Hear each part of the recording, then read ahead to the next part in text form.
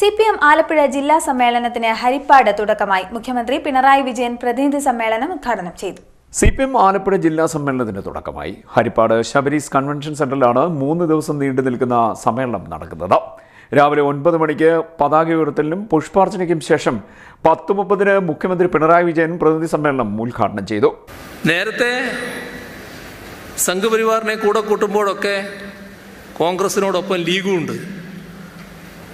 League കൂടി ചേർന്നുകൊണ്ടാണ്. ഇപ്പോൾ league ആരെയും കൂട്ടുന്ന അവസ്ഥയിലേക്ക് എത്തിയിട്ടുണ്ട്. അതിൻ്റെ ഭാഗമായാണ് നമ്മുടെ മുസ്ലിം ബഹുജനങ്ങളുടെ ഇടയിൽ മഹാഭൂരിപക്ഷം മുസ്ലിങ്ങളും തള്ളിക്കളഞ്ഞിട്ടുള്ള ജമാഅത്തെ ഇസ്ലാമിയെയും SDP-യെയും കൂടെ കൂട്ടാനുള്ള നീക്കം.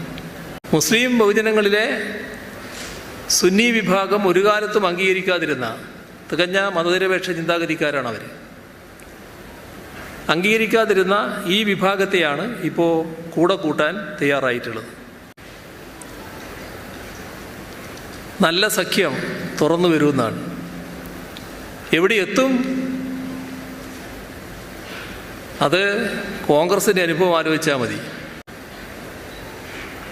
ഇപ്പോൾ BJP ശക്തിപ്പെട്ടു വന്ന സ്ഥലങ്ങൾ കേരളത്തിന് പുറത്തെടുത്താൽ രാജ്യത്തിൻ്റെ വിവിധ സംസ്ഥാനങ്ങൾ കോൺഗ്രസ്സിന് ഏറ്റവും ശക്തിയുള്ള കേന്ദ്രങ്ങളാണല്ലോ BJP കൈക്കലാക്കിയത്. എന്തുകൊണ്ടാണത്? വർഗീയതയ്ക്കെതിരെ കോൺഗ്രസ് ഉറച്ച നിലപാടെടുക്കാത്തതുകൊണ്ട്. അപ്പോൾ ലീഗിൻ്റെ നിലപാട് എത്രത്തോളം പുറകോട്ട് പോകുന്നു എന്നാണ്. 4 സീറ്റ് കിട്ടുന്നതിന് വേണ്ടി എന്തും ചെയ്യുക. കേരളത്തിലെ ന്യൂനപക്ഷത്തെ, പ്രത്യേകിച്ച് മുസ്ലിം ന്യൂനപക്ഷത്തെ മതരാഷ്ട്രവാദികളുടെ കൈകളിലേക്ക് എറിഞ്ഞു കൊടുക്കലാണ് ഇതിൻ്റെ ഫലം എന്നത് തിരിച്ചറിയാൻ കഴിയണം.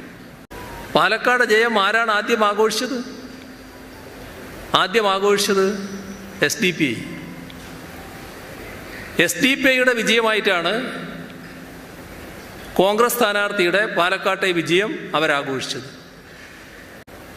എങ്ങനെ സംഭവിക്കുന്നു എന്നത് ഗൗരവമായി പരിശോധിക്കണം. ഉദ്ഘാടന സമ്മേളനത്തിന് ശേഷം പ്രവർത്തന റിപ്പോർട്ട് അവതരിപ്പിച്ചു. CPM സംസ്ഥാന secretary MB Govindan, polit bureau അംഗം MA ബേബി, കേന്ദ്ര കമ്മിറ്റി അംഗങ്ങളായ EP Jayarajan, TM Thomas Isaac, KK Shailaja, AK ബാലൻ, K Radhakrishnan, advocate CS Sujatha, സംസ്ഥാന സെക്രട്ടേറിയറ്റ് അംഗങ്ങളായ Saji Cherian, KK Jayachandran, Anavoor Nagappan, M Swaraj, PK Biju, Puthalath Dineshan എന്നിവർ പങ്കെടുത്തു. ഉദ്ഘാടന സമ്മേളനത്തിന് ശേഷം ഏരിയ അടിസ്ഥാനത്തിലുള്ള ഗ്രൂപ്പ് ചർച്ചയും പൊതുചർച്ചയും നടന്നു. ജില്ലാ സെക്രട്ടറി R നാസർ പ്രവർത്തന റിപ്പോർട്ട് അവതരിപ്പിച്ചു.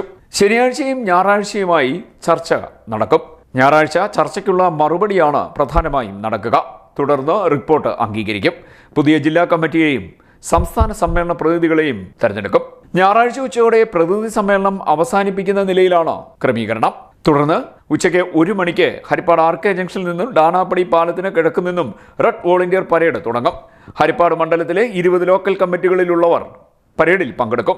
പ്രകടനം 4 മണിക്ക് നാരകത്തറയിൽ നിന്നും ആരംഭിക്കും. 5 മണിക്ക് മണ്ണാർശാല മൈതാനത്ത് പൊതുസമ്മേളനം നടക്കും. മുഖ്യമന്ത്രി പിണറായി വിജയൻ പൊതുസമ്മേളനം ഉദ്ഘാടനം ചെയ്യും. സമ്മേളനത്തോട് അനുബന്ധിച്ച് ഇന്ത്യൻ ജനാധിപത്യം ഇന്നലെ, ഇന്ന്, നാളെ എന്ന വിഷയത്തിൽ സെമിനാർ നടത്തി. ഇതോടൊപ്പം അലോഷ്യയുടെ ഗസൽ സന്ധ്യ, ശനിയാഴ്ച 3 മണി മുതൽ മുരുകൻ കാട്ടാക്കട നയിക്കുന്ന കാവ്യസന്ധ്യ, 7:30 മുതൽ കണ്ണൂർ ബ്ലാക്ക് മീഡിയ അവതരിപ്പിക്കുന്ന ഉരിയാട്ട് പേരിമ ഫോക്ക് മെഗാ ഷോ എന്നിവയും സംഘടിപ്പിച്ചിട്ടുണ്ട്. CDNet news, Harippad.